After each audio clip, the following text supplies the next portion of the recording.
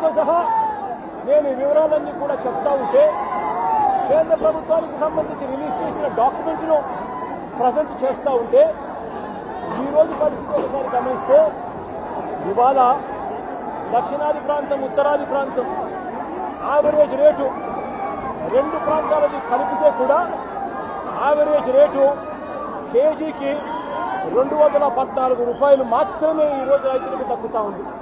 అంటే ఎక్కడ 229 రూపాయల యావరేజ్ రేటు, ఎక్కడ 214 రూపాయలు యావరేజ్ రేటు అని చెప్పి ఈరోజు గట్టిగా చంద్రబాబు నాయుడు గారి ప్రభుత్వాన్ని నిలదీస్తూ ఉన్నాం.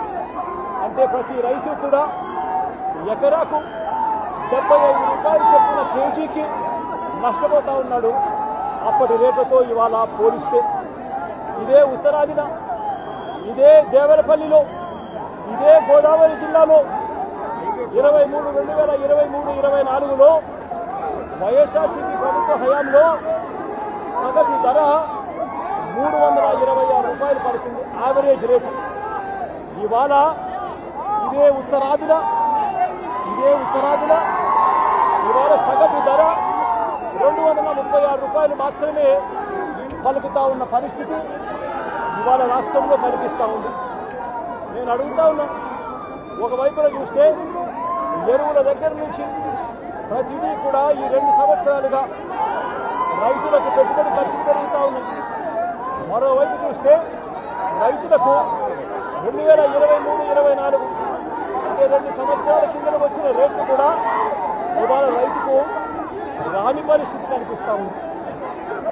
మరోవైపు చూస్తే ఒకవైపున రేటు లేదు, మరోవైపున చూస్తే కొనుగోలు చేసే కార్యక్రమం కూడా జరగడం. ఇదే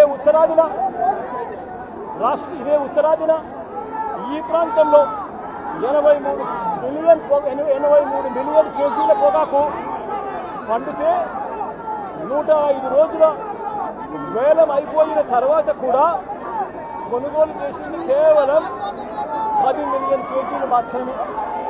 అంటే కేవలం 12% మాత్రమే పండించిన పంటలో కొనుగోలు చేసిన పరిస్థితి రైతన్నకి ఇవాళ ఇక్కడ ఉత్పన్నం అవుతా ఉంది.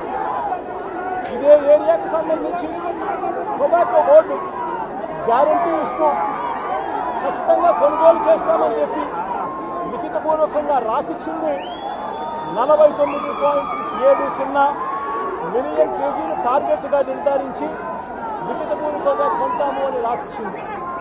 వాళ్ళు కొంటామని చెప్పిన తర్వాతనే రైతులు పంటలు వేశారు.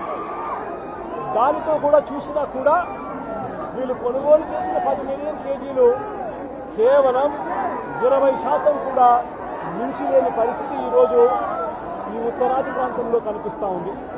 ఇక రాష్ట్ర వ్యాప్తంగా కూడా పరిస్థితి గమనిస్తే రాష్ట్రంలో ఈ సంవత్సరం 232 మిలియన్ కేజీలు రాష్ట్రంలో ఉత్పత్తి జరిగితే ఉత్తరాది ప్రాంతం, దక్షిణాది ప్రాంతం 2 ప్రాంతాలు కలిపి ఇవాళకి కొనుగోలు చేసింది కేవలం 47.3 మిలియన్ కేజీలు మాత్రమే కొనుగోలు చేసింది.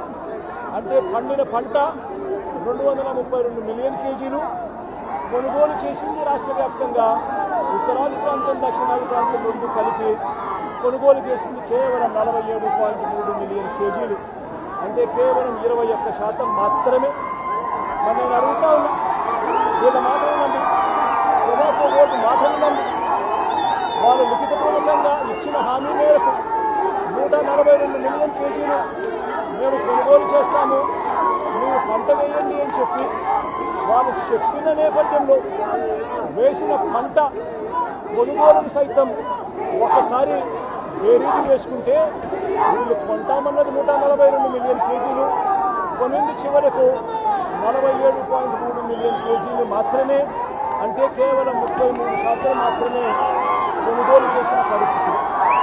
మరోవంక 105 రోజులు, వేలం రోజులు దాటిపోయిన పరిస్థితి కనిపిస్తూ ఉన్నది.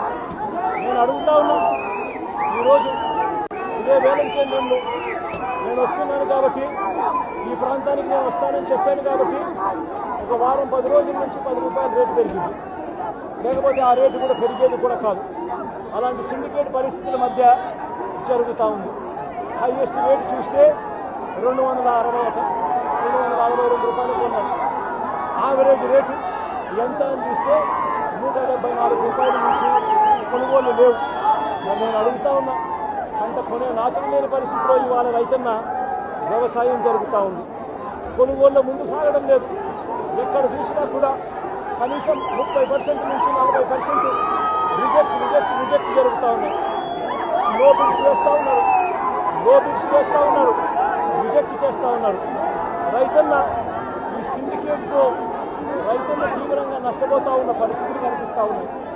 ఇక్కడ దళారీ వ్యవస్థ పెట్టేకిపోయి మొత్తం కొనుగోలుదారులంతా సిండికేట్ అయినా కూడా ఒక్కరిని కూడా బ్లాక్ లిస్ట్ చేయలేదు చంద్రబాబు నాయుడు గారి గవర్నమెంట్. ఒక్కరిని కూడా అరెస్ట్ చేయలేదు చంద్రబాబు నాయుడు గారి గవర్నమెంట్. ఒక్క రైతుకు కూడా భరోసా ఇచ్చే కార్యక్రమాలు ఒక్కటంటే ఒక్కటి కూడా చేయలేదు చంద్రబాబు నాయుడు గారు.